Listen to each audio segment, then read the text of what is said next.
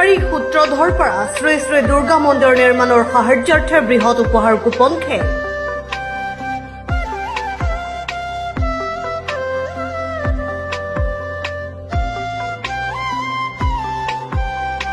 খেলৰ প্ৰথম পুৰস্কাৰ হিচাপে আছে এখন আল্ট্ৰাবাছ।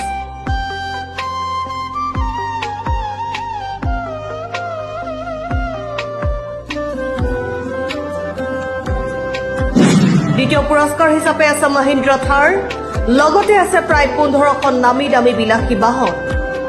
পাকা বেপাৰী সূত্ৰধৰ পৰা শ্ৰী শ্ৰী দুৰ্গা মন্দিৰ নিৰ্মাণৰ সাহায্যাৰ্থে বৃহৎ উপহাৰ কুপন খেলত Mahindra Scorpio, Maruti Baleno, Maruti Swift আদিৰ লগতে কেইবাখনো নামী দামী বিলাসী বাহন আছে বুলি খেল পৰিচালনা সমিতিয়ে জানিবলৈ দিয়ে।